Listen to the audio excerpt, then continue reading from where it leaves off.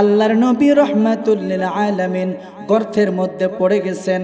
গর্তের মধ্যে নবী পড়ার পরে নবীজি দুই দিকে হাতটা দিয়ে এইভাবে উঁচু হচ্ছেন, ওঠার জন্য চেষ্টা করতেছেন। হযরতে তালহা রাদিয়াল্লাহু তাআলা সামনে এসে দাঁড়িয়ে গেলেন। তিনি যখন সামনে এসে দাঁড়াইলেন, কিছু সময়ের পরে নবীজি বলেন, তালহা, ও তালহা, তুমি কেন এসে আমার সামনে দাঁড়িয়ে গেলা? তালহা কই, ইয়া রাসূলুল্লাহ, ইয়া হাবিবাল্লাহ সাল্লাল্লাহু আলাইহি ওয়াসাল্লাম, সামনে দাঁড়ানোর একটা কারণ আছে। কারণটা কি? কারণ হলো আপনি নবীকে জানের থেকে বেশি ভালোবাসে। কোন সুবহানাল্লাহ। আমার জীবনের বিনিময়ে যদি আপনি নবীর জীবনটা বেঁচে যায়, এজন্য আমি ধন্য মনে করব। সাহাবীরা জীবন দিল, জীবন দিও তারা খুশি। আজকে নবীর আদর্শ পেয়ে, নবীর আদর্শ মানতে আমরা উম্মতরা খুশি না? জোরে কোন ঠিক কিনা? কেন দরুদ শরীফ মহব্বত করাই পড়বেন। পৃথিবীতে বহু আমল আছে, কোন আমলের পরে সাথে সাথে আপনার গুনাহ মাফ হয় না, মর্যাদাও বৃদ্ধি করে দেওয়া হয় না। কিন্তু একটা মাত্র আমল আছে, যে আমলটা করলে আমার আল্লাহ তাআলা রব্বুল আলামিন আপনার আমল নামার মধ্যে 10টা নেকি দেবেন। আর আওয়াজ করে বলি, দরুদ শরীফ পড়ার সাথে সাথে আপনি 10টা নেকি পাবেন। নামাজ যদি পড়েন, আল্লাহ তাআলার কাছে যদি কবুল হয়, তাহলে আপনার জন্য নেকি বরাদ্দ আছে। যদি কবুল না হয়, তাহলে আপনার জন্য নেকি বরাদ্দ নাই। কিন্তু গুনাহ মাফ হবে কি হবে না, সেটার ব্যাপারে নিশ্চিত হওয়ার কোনো সুযোগ নাই। কিন্তু আমার আল্লাহ তাআলা রব্বুল আলামিনের প্রিয় রাহমাতুল লিল আলামিন নবীজির প্রতি কেউ যদি দরুদ শরীফ মহব্বত করে পড়ে, তাহলে সাথে সাথে তার আমলনামার মধ্যে 10টা নেকি লেখা হয়। কোন সুবহানাল্লাহ। আপনি যেমনি করে নেকি পাবেন, অপরদিকে আপনার জীবনে যত গুনাহ খাতা আছে, আমার আল্লাহ তাআলা রব্বুল আলামিন আপনার জীবনের গুনাহগুলো থেকে 10টা গুনাহকে মাফ করে দিবেন। সুবহানাল্লাহ। আপনার জীবনে আল্লাহ তাআলা রব্বুল আলামিন 10টা মর্যাদাকে বৃদ্ধি করে দিবে। কোন সুবহানাল্লাহ। পৃথিবীর এমন কোনো আমল নাই যে আমলের মধ্যে এমন কোন সিস্টেম একই সাথে 3টা একসাথে বরাদ্দ। এমন একটা আমল দিয়ে আমরা শুরু করলাম, অথচ আপনি শূন্য মুসলমান, আপনার মুখে দরুদ শরীফের আওয়াজ নাই, মানাই নাই। মানাইছে? জোরে বলেন। সবাই মহব্বত করে আবার পড়ি, আল্লাহুম্মা।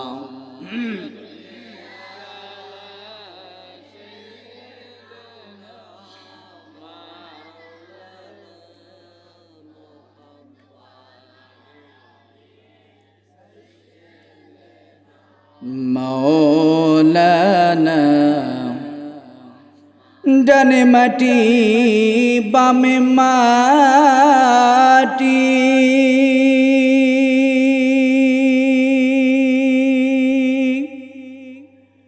মাটির হবে বিছানা, ঠিক কিনা? ডানে মাটি বামে মাটি, মাটির হবে বিছানা, উপরেতে বাঁশের ছানি, যেই জাগার নাই ঠিকানা। আল্লাহুম্মা সাল্লি আলা মুহাব্বতে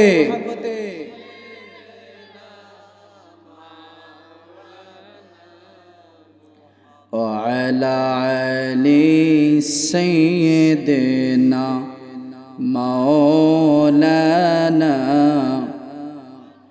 উড়ে যাও রে বাংলার হাওয়া, চলে যাও রে মদিনায় উড়ে যাও রে বাংলার হাওয়া চলে যাও রে মদিনায় মোদের সালাম পৌঁছে দিও নবীজির পাক রওজায় আল্লাহুম্মা সাল্লি আলা মোহাব্বতে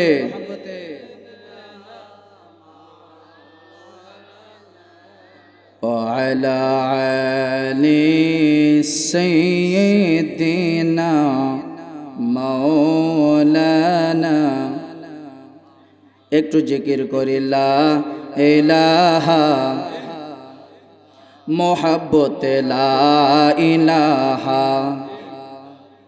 ভালো লাগে লা ইলাহা একই সাথে লা ইলাহা জবান খুলে লা ইলাহা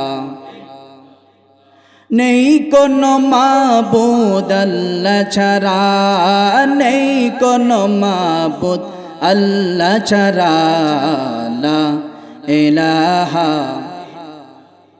হো লা ইলাহা হো লা ইলাহা হো লা ইলাহা আসমান বলে এক আল্লাহ জমিন বলে এক আল্লাহ আসমান বলে পড়েন সবাই পড়েন আমরাও বলি এক আল্লাহ আমরাও বলি এক আল্লাহ লা ইলাহা হো লা ইলাহা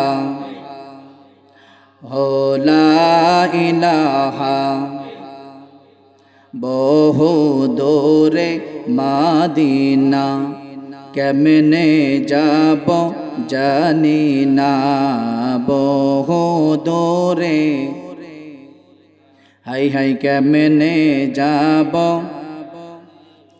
ও দয়াল আল্লাহ দয়া করো দয়াল আল্লাহ দয়া করো নসিব করো মদিনা লা ইলাহা হো লা ইলাহা হো লা ইলাহা হো লা ইলাহা حسبي ربي جل الله ما في قلبي غير الله حسبي ربي جري هو ما في قلبي نور محمد صلى الله نور محمد صلى الله لا إله إلا الله لا إله هو لا إله إلا الله لا إله لا إله إلا الله محمد رسول الله صلى الله عليه وسلم الله الله الله الله الله الله একসাথে জবান খুলে আল্লাহ আল্লাহ আল্লাহ আল্লাহ সালাতো সালাম গো আমার দরুদ সালাম গো আমার কইয়া নবী মুস্তাফাই তোমরা যদি যাও গো মদিনায় মাশাআল্লাহ আল্লাহ আল্লাহ আল্লাহ আল্লাহ আল্লাহ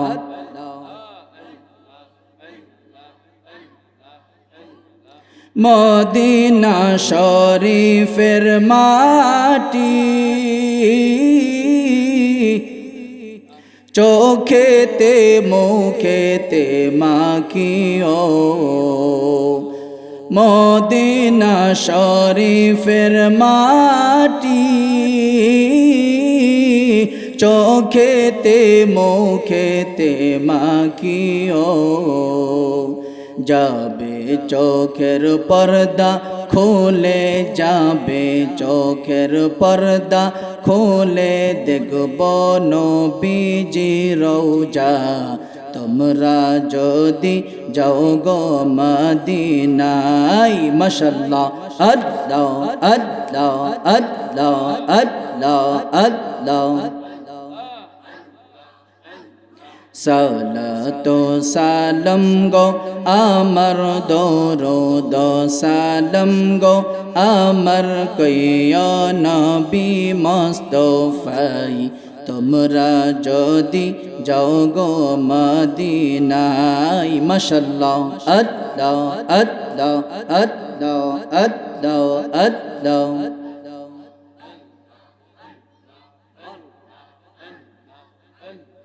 জবান খুলে একসাথে আল্লাহ আল্লাহ আল্লাহ আল্লাহ আল্লাহ। লা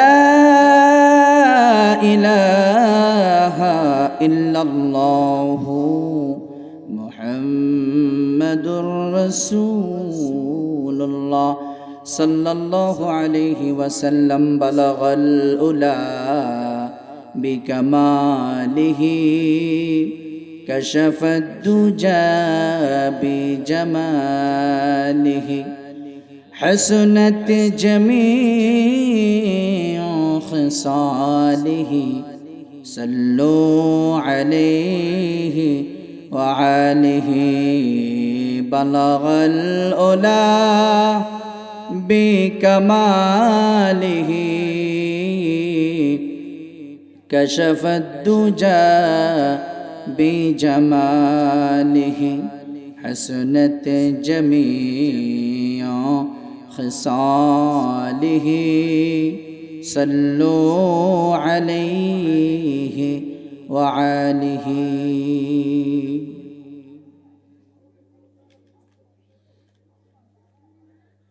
বড় মরদন উত্তরপাড়া যুব সমাজের উদ্যোগে ও কবরবাসীদের রুহের মাগফিরাত কামনায় নবমতম ওয়াজ ও দোয়ার মাহফিল। এই মাহফিলে প্রধান বক্তা হিসেবে রয়েছেন হযরত মাওলানা মুফতি এস.এম. ইয়াসিন আহমেদ আল ওয়াইসি মাদ্দাজিল্লাহুল আলী। বিশেষ বক্তা হিসেবে রয়েছেন হযরত মাওলানা মুফতি রাসেল আহমেদ রাফাই আল কাদেরি মাদ্দাজিল্লাহুল আলী। প্রধান অতিথি হিসেবে রয়েছেন আলহাজ জনাব মোহাম্মদ হানিফ মিয়া। প্রধান পৃষ্ঠপোষক হিসাবে অনেকে রয়েছেন এবং গ্রামবাসীর সকলের উদ্যোগে আয়োজিত এই মাহফিলে আমি গুনাহগারও আপনাদের সামনে কিছু কথা বলার জন্য উপস্থিত হয়েছি। আমি আমার জবান দ্বারা কিছু কথা বলবো। আল্লাহ তাআলা রব্বুল আলামিন আপনাকে আমাকে সকলকে কথাগুলোর উপরে আমল করার মতো তৌফিকটুকু দান করেন বলি আমিন। এখনো আপনারা যারা আশেপাশে বাহিরে ঘোরাফেরা করছেন সকল গ্রামবাসীর মানুষদের লক্ষ্য করে আমি বলছি, আপনাদের এই জান্নাতের বাগান সাজানো হয়েছে আপনাদের জন্য। জোরে বলেন ঠিক কিনা? আজকে এই বাগানটা আছে, কিছু সময় পরে, কিছু একটা লম্বা একটা সময় পরে এই বাগানটা আবার স্বাভাবিক জায়গা হয়ে যাবে, ঠিক কিনা? এটা আর জান্নাতের বাগান থাকবে না। যেহেতু আপনাদের জন্য সুযোগ এসেছে জান্নাতের বাগানের মধ্যে আসার এবং বসার, তাহলে আমাদের দায়িত্ব এবং কর্তব্য হবে আমরা জান্নাতের বাগানের মধ্যে চলে আসা। জোরে বলেন ঠিক কিনা?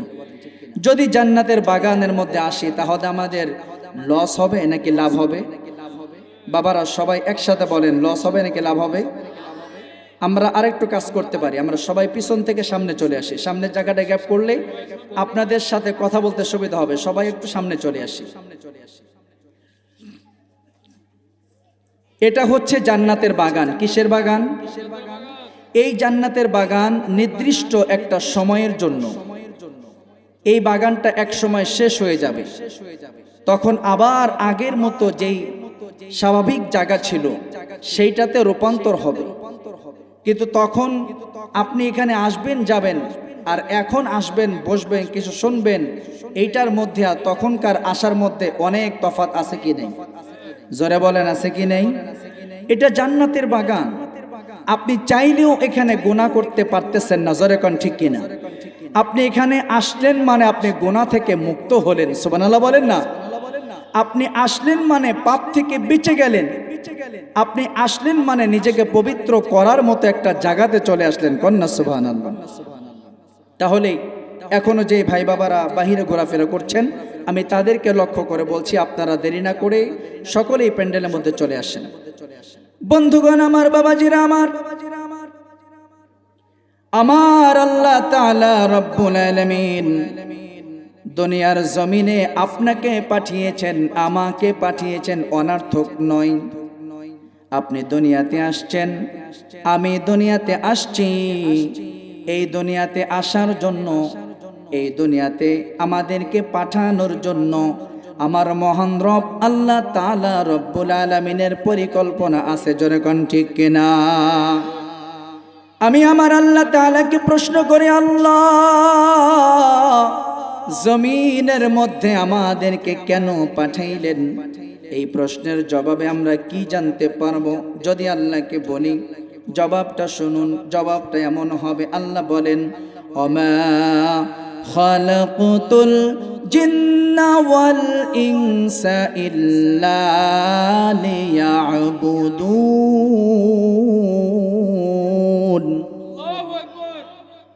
আল্লাহ তাআলা বলেন, আমি মানুষ এবং জিন জাতিকে তথা জিন এবং ইনসান, এই দুইটা জাতিকে আমি আল্লাহ রব্বুল আলামিন সৃষ্টি করেছি আমার ইবাদতের জন্য। জোরে বলেন সুবহানাল্লাহ। আপনাকে আমার আল্লাহ তাআলা রব্বুল আলামিন ইবাদতের জন্য সৃষ্টি করলেন, আমাকে ইবাদতের জন্য সৃষ্টি করলেন। এখন যদি আপনি ইবাদত থেকে বঞ্চিত হন, আপনি যদি ইবাদত থেকে গাফিল হয়ে যান, তাহলে আপনি আল্লাহ তাআলার কাছে কি জবাব দেবেন? একবার চিন্তা করছেন? জোরে বলেন। আপনি চিন্তা করেন নাই, কিন্তু আমাদের চিন্তা করতে হবে। জোরে কোন ঠিক কিনা? এই বাবারা আমার, বন্ধুগণ আমার, আজকে এই আয়োজন করা হয়েছে, আজকের এই আয়োজন সাজানো হয়েছে কবরবাসীদের রুহের মাগফিরাত কামনায়। তার মানে দুনিয়ার জমিনে আজকে আপনি আছেন, কালকে আপনি নাও থাকতে পারেন। জোরে কোন ঠিক কিনা? আপনার মতো যারা এসেছিল, কারো দাদা, কারো বাবা, কারো সন্তান, কারো চাচা, কারো বাবা দুনিয়ার জমিন থেকে বিদায় নিয়েছে। জোরে কোন ঠিক কিনা? এই বাবারা আমার, আজকে যারা বিদায় নিয়েছে, যারা চলে গেছে, তারা কোথায় গেছে? তারা সবাই কবরে চলে গেছে। জোরে কোন ঠিক কিনা? যে লোকগুলো কবরে চলে গেল, ওদেরও একটা স্বপ্ন ছিল, তারাও তো একটা স্বপ্ন বুনেছিল, তাদের মধ্যেও তো একটা স্বপ্ন ছিল। তারাও চিন্তা করেছেন, দুনিয়ার জমিনে লম্বা একটা সময় বাঁচব, আমার বাড়ি হবে, আমার গাড়ি হবে, আমার সন্তান, আমার বিবি বাল বাচ্চা হবে। হয়তো কারো হয়েছে, আবার কারো হয় নাই। কেউ সন্তান পেয়েছে, কেউ পায় নাই। কেউ সম্পদ পেয়েছে, কেউ পায় নাই। যা চেয়েছে তা কেউ পেয়েছে, আবার কেউ পায় নাই। কিন্তু সর্বশেষ লক্ষ্য করে দেখেন, এই দুনিয়ার জমিন থাকার জায়গা নয়। যারা এসেছিল তারা আজকে অনেকেই কবরে চলে গেছে। জোরে কোন ঠিক কিনা? এই বাবারা আমার, যারা কবরে চলে গেল। তার মানে বোঝা গেল যারা কবরে চলে গেল, আপনিও তো কবরে চলে যেতে পারেন। যে কোনো সময় আপনার কবরের ডাক চলে আসতে পারে, জোরে কোন ঠিক কিনা? তাহলে আপনাকে কি করতে হবে? আমার আল্লাহ যেহেতু বলে দিলেন তোমাকে দুনিয়াতে পাঠাইলাম আমার ইবাদতের জন্য, তাহলে আল্লাহ যে আপনাকে পাঠাইলেন, আমাকে পাঠাইলেন ইবাদতের জন্য, তাহলে আপনাকে আমাকে ওই আল্লাহর ইবাদত করতে হবে, জোরে কোন ঠিক কিনা? তাহলে ওই আল্লাহ তাআলার ইবাদত কেমনে করবেন? ইবাদত করার আগে আপনাকে ইবাদত সম্পর্কে জানতে হবে। যখন আপনি যেই কাজটা করবেন ওই কাজ সম্পর্কে যদি জানেন, তাহলে আপনার জন্য ওই কাজটা সুন্দর, ওই কাজটা আপনার করতে ভালো লাগবে, ওই কাজটা করতে আপনি শান্তি পাবেন, তৃপ্তি পাবেন। কিন্তু যেই ব্যাপারে আপনি জানেন না, যেই ব্যাপারে আপনার কোনো জ্ঞান থাকে না, ওই ব্যাপারে আপনি কখনো তৃপ্তি পান না, জোরে কোন ঠিক কিনা? তাহলে ইবাদত করার আগে আপনাকে জানতে হবে। আজকে ইসলাম পেয়েছি, যে ইসলাম পেলাম, এই ইসলামকে কিভাবে মানব, কিভাবে ইসলামকে আমাকে গ্রহণ করতে হবে, ইসলামের মধ্যে কিভাবে প্রবেশ করতে হবে, কতটুকু প্রবেশ করতে হবে, কি অবস্থায় প্রবেশ করতে হবে, তা আমাদের জানা দরকার আছে কি নাই?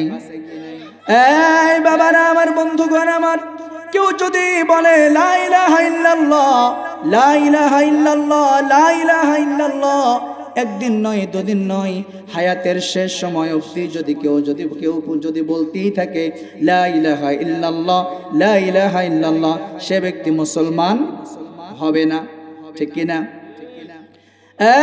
বাবারা আমার, বন্ধুগণ আমার, মুসলমান হওয়ার জন্য লা ইলাহা ইল্লাল্লাহ যেমন বলাটা জরুরি, তার সাথে মুহাম্মাদুর রাসূলুল্লাহ সাল্লাল্লাহু আলাইহি ওয়াসাল্লাম বলাটাও জরুরি।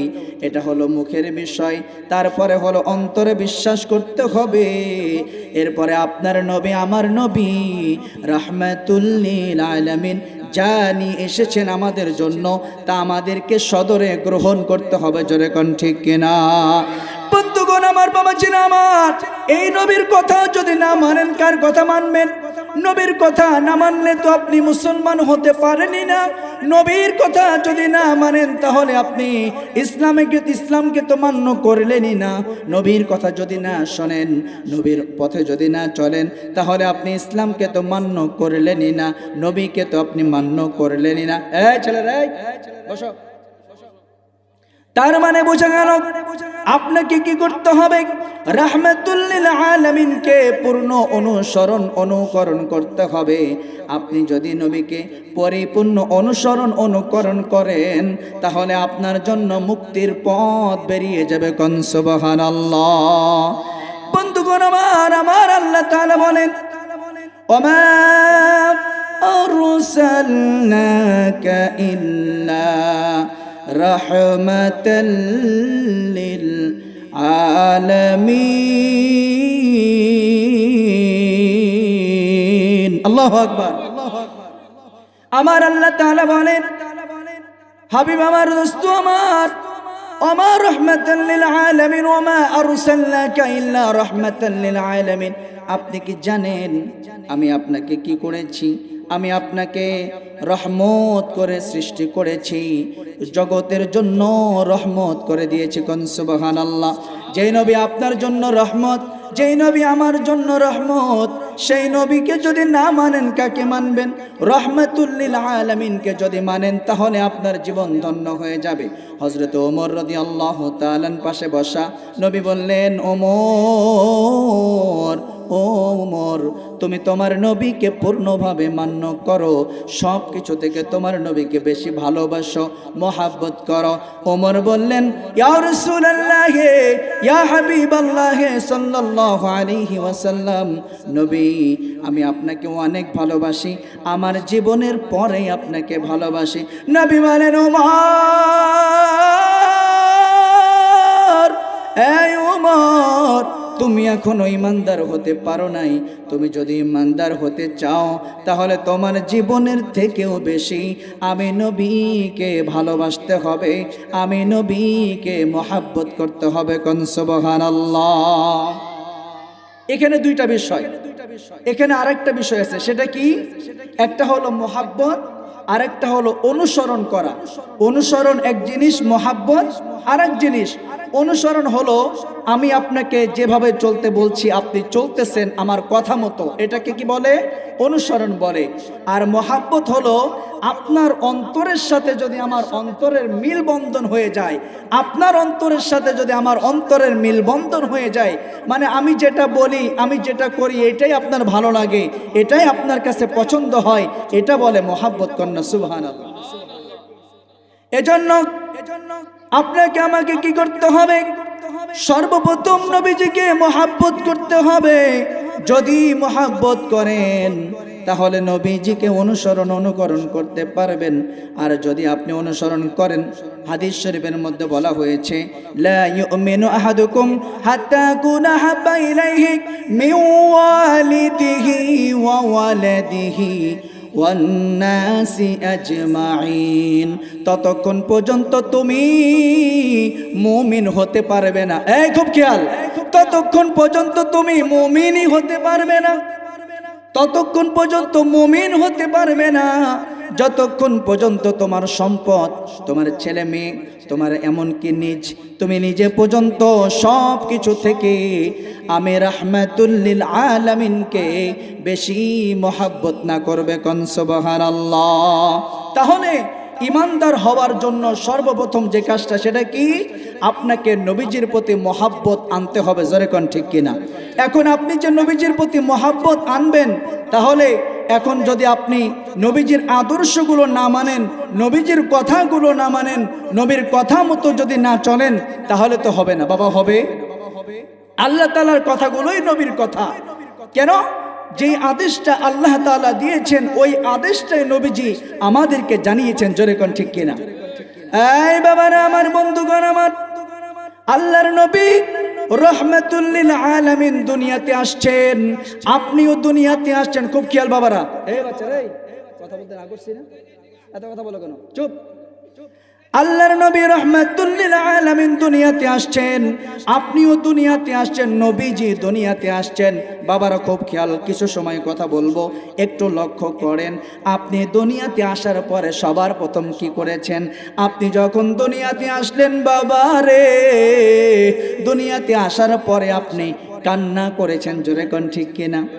দুনিয়ার জমিনে আপনি যখন এসেছেন, আসার পরে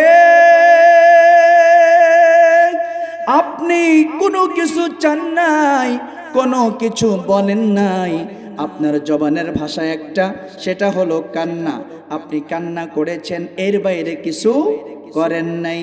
বন্ধুগণ আমার, বাবাজিরা আমার নবী রাহমাতুল লিল আলামিন দুনিয়ার জমিনে আগমন করেছেন, দুনিয়ার জমিনে তাশরিফ এনেছেন। নবী দুনিয়াতে আসার পরে নবীজি সিজদার মধ্যে পড়ে গেছেন, নবীজি কান্না করেছেন। তবে এই কান্না আপনার কান্না, আমার কান্না নয়। নবীজি সিজদার মধ্যে পড়ে রব্বি হাবিলি উম্মতি উম্মতি উম্মতি উম্মতের জন্য কান্না করেছে। কোন সুবহানাল্লাহ। দুনিয়াতে আপনি কান্না করেন শুধু আপনার জন্য। নবী দুনিয়ার জমিনে আসলেন, দুনিয়ার জমিনে আমার নবী আসার পরে নবী আমার বাবার জন্য কান্না করে নাই, নবী আমার মায়ের জন্য কান্না করে নাই, নবী আমার আত্মীয় স্বজনদের জন্য কান্না করে নাই। নবী দুনিয়াতে আসলেন, আসার পরে উম্মতের জন্য কান্না করলেন। কোন সুবহানাল্লাহ। বন্ধুগণ আমার, বাবাজিরা আমার, আপনি খেয়াল করেন, একটু মনোযোগ দিবেন। দুনিয়াতে আমরা কান্না করি আমার প্রয়োজনে, নবী দুনিয়াতে আগমন করলেন, কান্না করলেন আপনার প্রয়োজনে, ঠিক কিনা? আমার প্রয়োজনে নবী কান্না করলেন। নবী যখন কান্না করলেন, লম্বা একটা সময় নবীজির অতিবাহিত হলো। এরপরও নবী দেখেন, সর্বশেষ যদি লক্ষ্য করেন, নবীজি যখন দুনিয়ার জমিন থেকে বিদায় নিয়েছেন, নবীজি কোনো সম্পদ রেখে যান নাই। গেছেন? কোনো সম্পদ নাই। তার মানে কি বোঝা যায়? নবীজি দুনিয়ার জমিনে আগমন করেছেন আপনার জন্য, আমার জন্য। আপনাকে কিভাবে দুনিয়ার জমিনে গাইডলাইন দেওয়া যায় এবং জাহান্নাম থেকে মুক্ত করে জান্নাত দেওয়া যায়, কিভাবে একটা উম্মত নাজাত পেতে পারে। এই জন্য আপনার নবী সবসময় চিন্তিত থেকেছেন। জোরে কোন ঠিক কিনা? বন্ধুগণ আমার, বাবাজিরা আমার, রাহমাতুল লিল আলামিন নবী দুনিয়ার জমিনে আসলেন।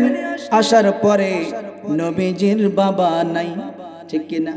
নবীজি দুনিয়াতে আসলেন, আসার পরে বাবা পাইলেন না। একটু খেয়াল করবেন বাবারা, নবীজি দুনিয়ার জমিনে আসার পরে বাবা পাইলেন। উহুদের যুদ্ধের মধ্যে গেছেন। একটা সময় আল্লাহর নবী রাহমাতুল লিল আলামিন গর্তের মধ্যে পড়ে গেছেন।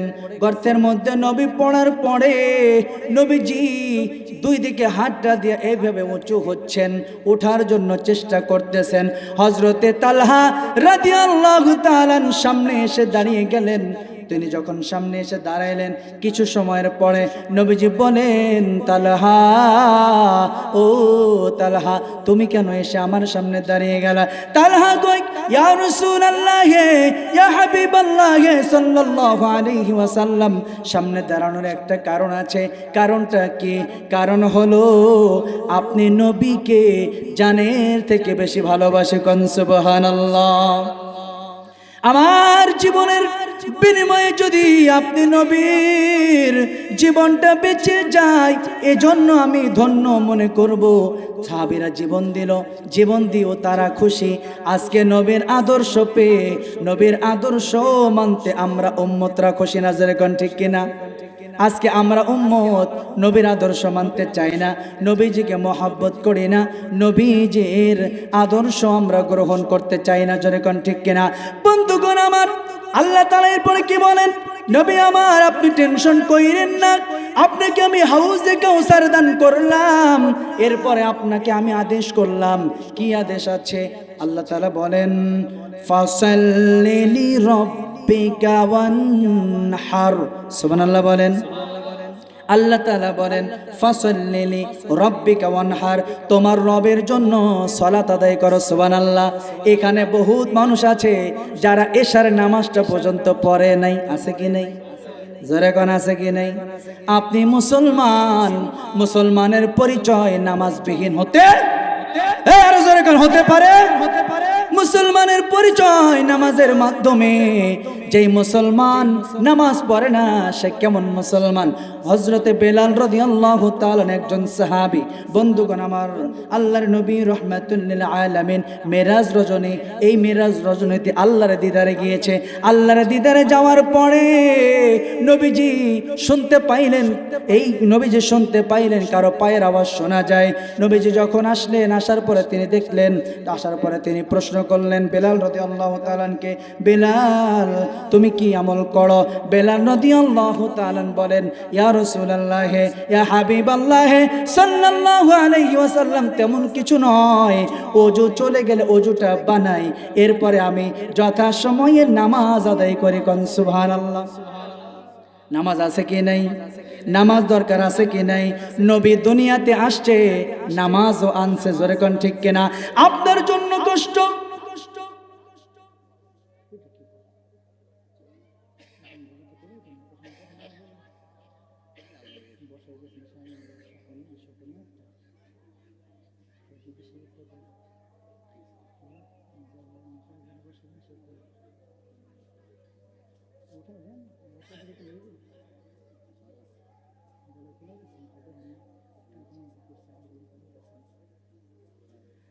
দর্শক পড়ি, আল্লাহুম্মা সাল্লি আলা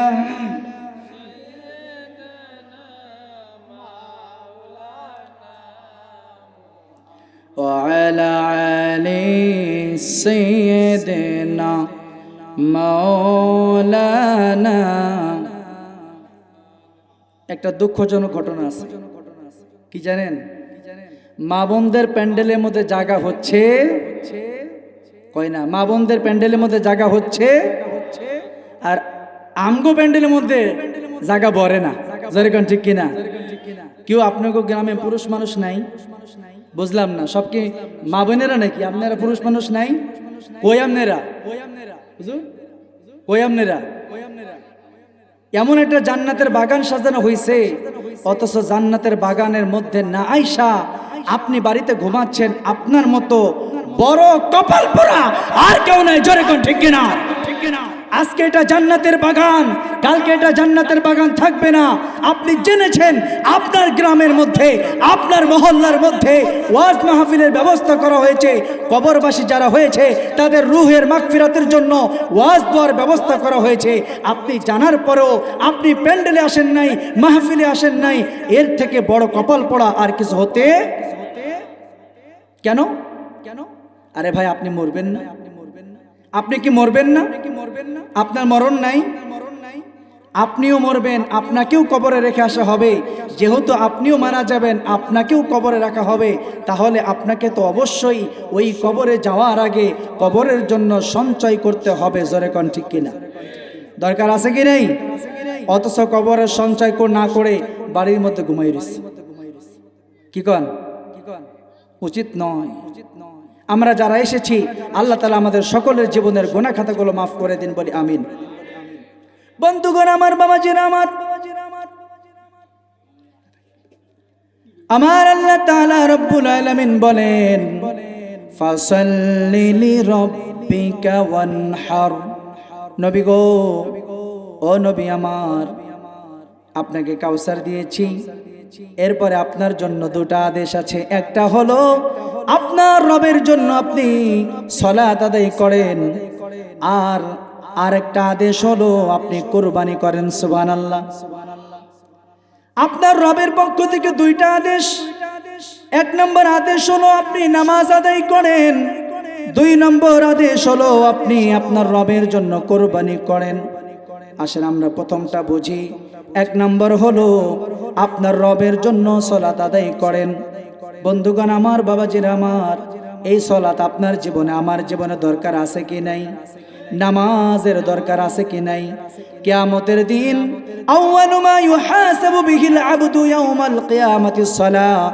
কিয়ামতের দিন যত হিসাব হবে, এই হিসাবের মধ্যে সবার প্রথম আপনার হিসাব, আমার হিসাব হবে নামাজ দ্বারা শুরু হবে। কোন সুবহানাল্লাহ।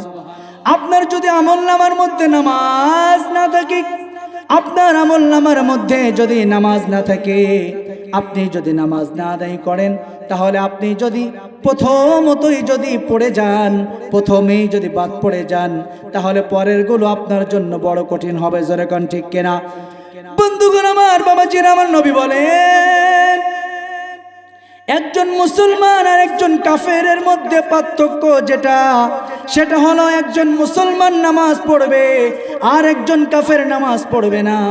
নামাজের মাধ্যমে একজন মুসলমান আর একজন কাফেরের মধ্যে পার্থক্য হবে। তাহলে নামাজ দরকার আছে কি নাই? যেহেতু এমন একটা পার্থক্য, আপনার পরিচয়টা বদলায় যাইতে পারে। আপনি যদি নামাজ না পড়েন, তাহলে আপনার পরিচয়টাই বদলায় যাইতে পারে। তাহলে আপনার পরিচয় পাল্টানো যাবে না। আপনি মুসলিম, আমি মুসলিম, আমার পরিচয়টাকে ধরে রাখতে হলে আল্লাহকে খুশি করার জন্য, নবীজিকে খুশি করার জন্য আমাদের নামাজ দরকার আছে কি নাই? এই উচ্চ আওয়াজ করে বলেন, নামাজ দরকার আছে কি নাই? নাম্বার 2, ফাসাল্লি লিরাব্বিকা ওয়ানহার। এরপরে তুমি কি করো? এরপরে তুমি কুরবানি করো। আসেন আমরা বুঝি কুরবানি কি। কুরবানি মানে এই নয় শুধু কুরবানির সময় পশু জবেহ করবেন, এটাকে কুরবানি বলে না। এইটাকে কুরবানি বলে না। কুরবানি হলো আল্লাহর জন্য, নবীর মহাব্বতে আপনার জীবনের সব কিছু কুরবানি করতে হবে। যেমনি করে হযরত ইব্রাহিম নবী, ইব্রাহিম আলাইহিস সালাতু ওয়াস সালাম পরীক্ষা দিয়েছেন, তিনি তার সন্তানকে কুরবানি করেছেন। জোরে কোন ঠিক কিনা? ইব্রাহিম নবী যখন সন্তানকে আর বিবিকে রেখে আসছেন, লম্বা একটা সময়ের পরে, লম্বা একটা কতগুলো বছরের পরে আমার আল্লাহ তাআলা রব্বুল আলামিন ইব্রাহিম নবীর কাছে ওহী করলেন, বন্ধু এখন আপনার সময় হয়েছে, আপনি চলে যান মক্কার মধ্যে, আপনি চলে যান আপনার বিবির কাছে, আপনি চলে যান আপনার সন্তান ইসমাইল জাবিহুল্লাহর কাছে হযরত ইব্রাহিম আলাইহিস সালাতু ওয়াস সালাম চলে গেলেন। হযরতে ইসমাইল আলাইহিস সালাতু ওয়াস সালামের কাছে, ইসমাইল আলাইহিস সালাতু ওয়াস সালামের কাছে যখন আসলেন, বিবি হাজেরের কাছে যখন আসলেন, যখন আসার পরে ইব্রাহিম আলাইহিস সালাতু ওয়াস সালাম ইসমাইল বলে একটা ডাক দিছে। সুবহানাল্লাহ। ইসমাইল বলে যখন একটা ডাক দিছে, ইসমাইল দৌড়াইয়া বের হয়ে চলে আসছে। আসার পরে তিনি লক্ষ্য করে দেখতেছেন যেই ব্যক্তি ইসমাইল বলে ডাক দিল তার শরীরের মধ্যে একটা পোশাক দেখা যায়। আল্লাহু আকবার। তার শরীর মুবারকের মধ্যে একটা পোশাক দেখা যায়। খুব খেয়াল করবেন, সেম একই পোশাক তাদের ঘরের মধ্যে আরেকটা দেখা যায়। কোন আল্লাহু আকবার। হযরত ইসমাইল জাবিহুল্লাহ চিন্তা করলেন এই ব্যক্তিটা কে হবে? মনে হয় আমার বাবা হবে। কারণ হলো তার শরীর মুবারকের মধ্যে যেই পোশাকটা দেখতেছি, আমাদের ঘরের মধ্যেও তো এমন একটা পোশাক আছে যে পোশাকটা আমার মা প্রতিদিন চুম্বন খায়, আমার মা প্রতিদিন চোখে মোছে, আমার মা এই পোশাকটা ধরে কান্না করে। এইটা অন্য কারো পোশাক হবে না, নিশ্চয় আমার বাবার পোশাক হবে। হযরত ইসমাইল আলাইহিস সালাতু ওয়াস সালাম বুঝে গেলেন তিনি কে। হযরত ইসমাইল আলাইহিস সালাম দৌড়াইয়া ঘরের মধ্যে চলে গেলেন। ঘরের মধ্যে যাইয়া একটা ডাক দিছে, মা ও মা। বাহিরে একটা মানুষ দেখা যায়, বাহিরে একটা মানুষ দাঁড়ায় রয়েছে।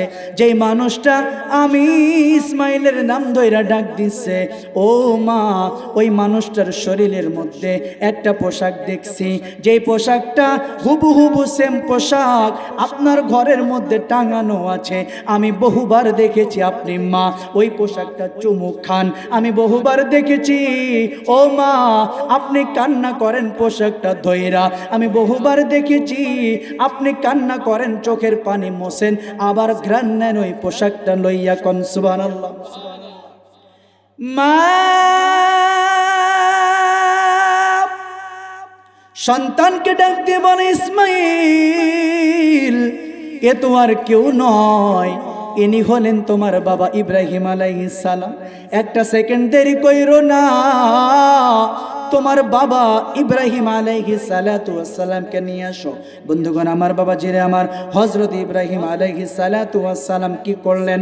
ইসমাইল আলাইহিস সালাতু ওয়াস সালাম ইব্রাহিম আলাইহিস সালাতু ওয়াস সালামকে নিয়ে আসলেন। ইব্রাহিম আলাইহিস সালাতু ওয়াস সালাম কয়, বিবি হাজেরা, ও আমার সন্তান, বিবি হাজেরা তুমি শোনো, আমার সন্তানকে আমার আল্লাহ তাআলা রব্বুল আলামিন বলেছে কুরবানি করার জন্য, নিয়ে যাওয়ার জন্য। সুবহানাল্লাহ বলতেন না? হযরত ইব্রাহিম আলাইহিস সালাতু ওয়াস সালাম হযরত ইসমাইল জাবিহুল্লাহ আলাইহিস সালাতু ওয়াস সালামকে তিনি নিয়ে যাবেন, বের করেছেন, নিয়ে যাচ্ছেন। শয়তান এদিকে ওয়াসওয়াসা দিচ্ছে বিবি হাজেরাকে, হাজেরা তুমি তো জানো না তোমার সন্তানকে কেন নিয়ে যাওয়া হচ্ছে, তোমার সন্তানকে কুরবানি করে দেওয়া হবে, তোমার সন্তানকে জবেহ করা হবে। মা বলে, যদি আমার স্বামী হযরত ইব্রাহিম খলিলুল্লাহ আল্লাহর আদেশ পেয়ে আমার সন্তানকে যদি কুরবানি করে দেয়, আমি মায়ের কোনো দুঃখ রবে না। কোন সুবহানাল্লাহ। আমি মায়ের কোনো কষ্ট নাই। হযরত ইসমাইল আলাইহিস সালাতু ওয়াস সালামকে সঙ্গে করে হযরত ইব্রাহিম আলাইহিস সালাতু ওয়াস সালাম ইসমাইল আলাইহিস সালাতু ওয়াস সালামকে সঙ্গে করে নিয়ে আসলেন। আনার পরে লম্বা ঘটনা সংক্ষেপ করে বলে, মিনার মধ্যে আসলেন। একটা সময় অতিবাহিত করার পরে যখন সেই ঘনিষ্ঠ সময় আসলো, ইব্রাহিম আলাইহিস সালাতু ওয়াস সালাম সন্তান ইসমাইল জাবিহুল্লাহকে কুরবানি করবেন। যখন কুরবানি করবেন তার আগে সন্তান সন্তান বলতেছেন, বাবা ও বাবা, আপনি আপনার চক্ষুটা বেঁধে নেন আর আমাকে আমার হাত পা গুলো বেঁধে দেন আর আমাকে উপর করে শোয়া দেন। কেন কেন কেন? এই জন্য আমি যখন আপনার দিকে মুখ করে থাকবো, আমার চেহারাটা দেখার পরে আপনার কষ্ট হবে, এমনও হতে পারে আপনি আমার মায়ায় পড়ে যাবেন, আপনি আল্লাহর হুকুমটা মানতে পারবেন, আপনি আল্লাহর হুকুমটা মানতে পারবেন না, এমন হতে পারে।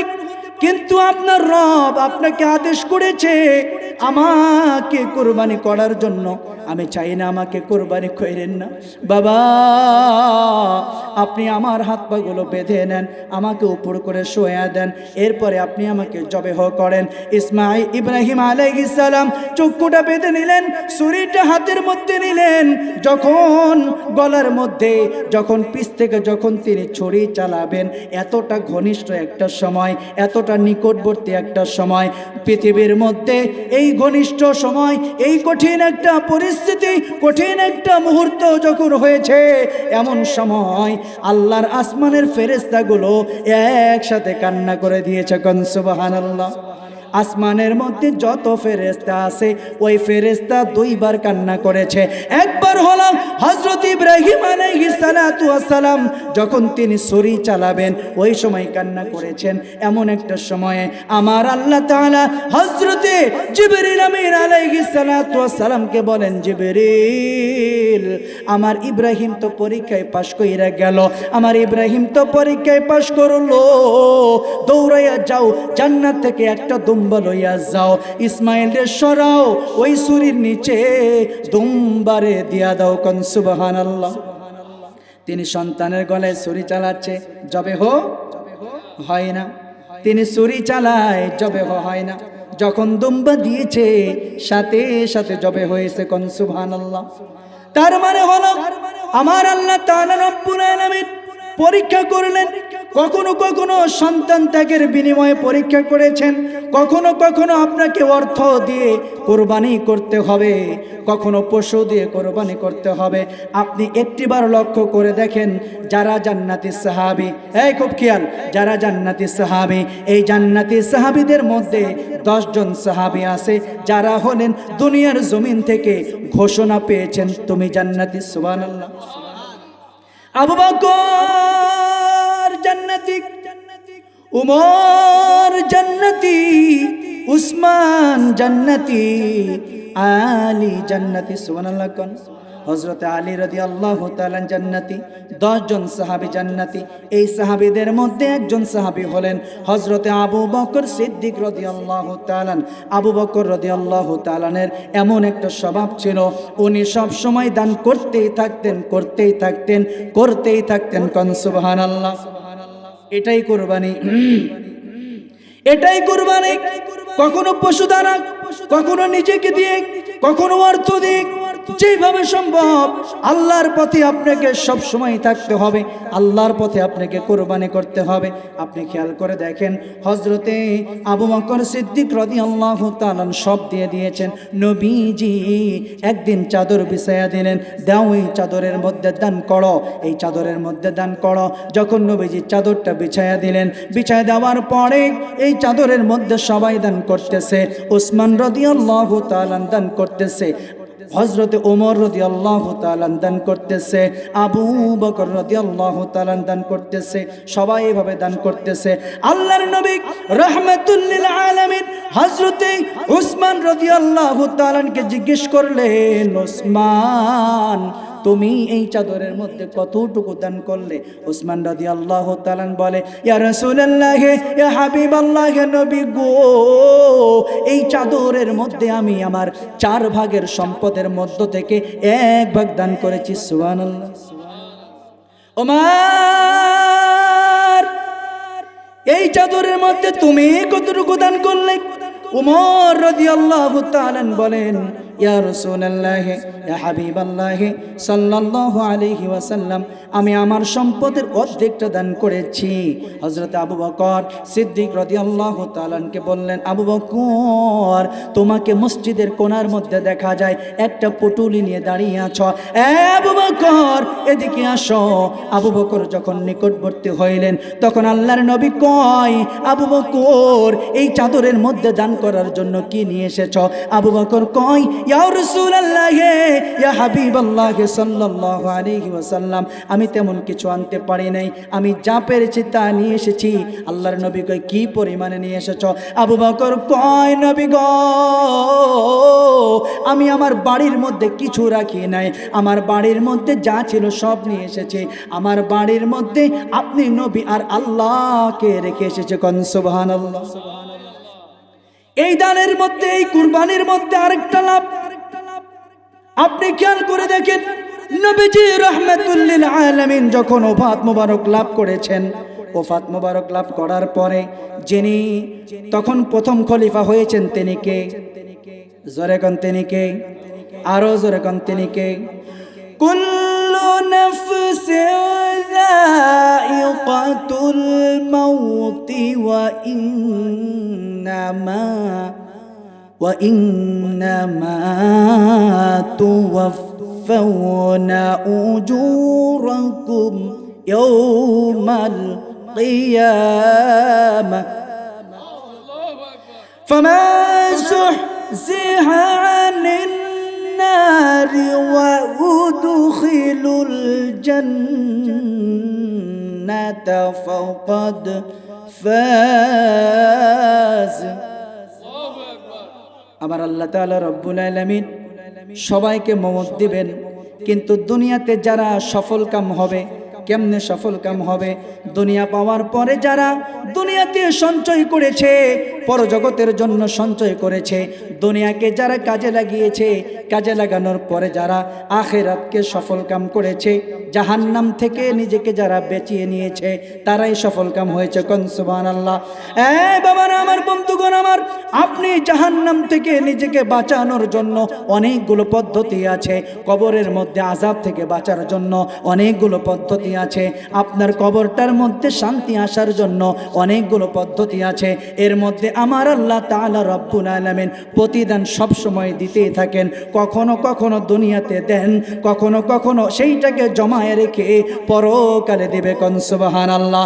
আবু বকর সব দিয়ে দিয়েছেন, নাই নাই নাই, আবু বকরের কিছু নাই। আপনি চিন্তা করে দেখেন আবু বকরের প্রতি আমার আল্লাহ তাআলা কেমন খুশি হয়েছে। আবু বকরের কিছু নাই, এরপরও আবু বকর হলো প্রথম খলিফা। কোন সুবহানাল্লাহ। ওমর দানের মধ্যে 2 নম্বর, ওমর রাদিয়াল্লাহু তাআলা হলেন দ্বিতীয় খলিফা। 3 নম্বর দানের মধ্যে হযরত ওসমান রাদিয়াল্লাহু তাআলা, তিনি 3য় নম্বর খলিফা।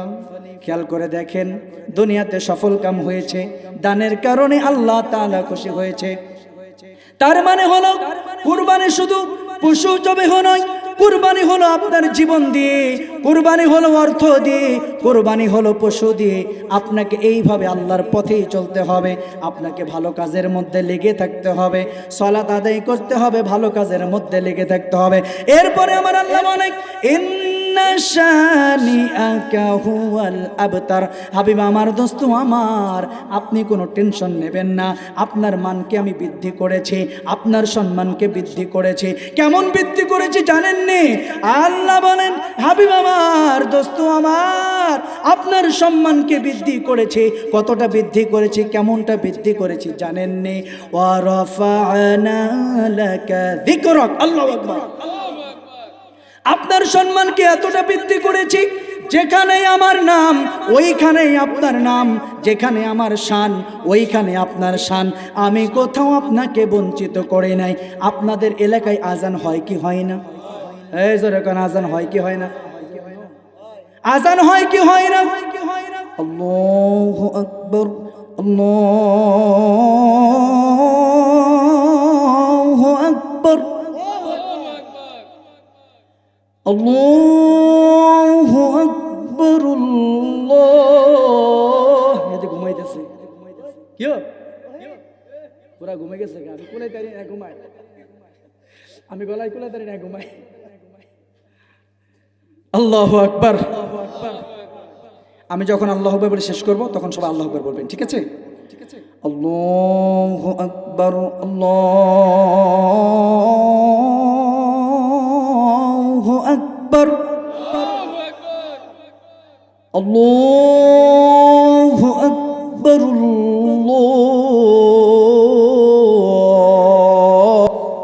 যিনি আমাদের প্রধান মেহমান চলে আসছে। আমি ছোট্ট মানুষ, কথা বলার অধিকার আর রাখি না। কয় নাকি লিগা রাখি নাকি রাখি না? হুজুরে বসায় কথা বলা কি আমি চাই বিয়াদবি করবো? এমনই তো জীবন পাপে ভরা, কথা কোন ঠিক কিনা? জীবনে যা আছে সব আওলা জাওলা, বালা কিছু নাই, একেবারে শেষ। এরপরও যদি বিয়াদবি করি অস্তিত্ব থাকবো? কথা কয় না? যদি অনুমতি দেন তাহলে গোছায় শেষ করতে চাই। হুজুর অনুমতি দিছে, চাইছি পরে, আগে কিন্তু দেয় নাই। অনুমতি চাইছে, অনুমতি দিছে। আমি আপনাদের কাছ থেকে বিদায় নেব। তো বিদায় নেওয়ার পরে যেটা বলছি, নবীজি এমন একজন যার শান মান কখনো কোনো দিক দিয়ে ছোট করার কোনো সুযোগ, এই বলেন না কেন, সুযোগ আছে? নবীজি এমন একজন নবী, আযানের মধ্যে আল্লাহর নাম আছে, নবীর নাম আছে। ইকামতের মধ্যে আল্লাহর নাম আছে, নবীর নাম আছে। নামাজ হলো আল্লাহর, এই নামাজের মধ্যে নবীর প্রতি সালাম আছে। আপনি খেয়াল করে দেখেন, এই নামাজের মধ্যে আপনার নাম, বাপ দাদার নাম, কারো নাম নিলে নামাজ হবে না। নবীর নাম যদি নামাজের মধ্যে না নেন তাহলে আপনার নামাজ হবে না। চলে কোন ঠিক কিনা?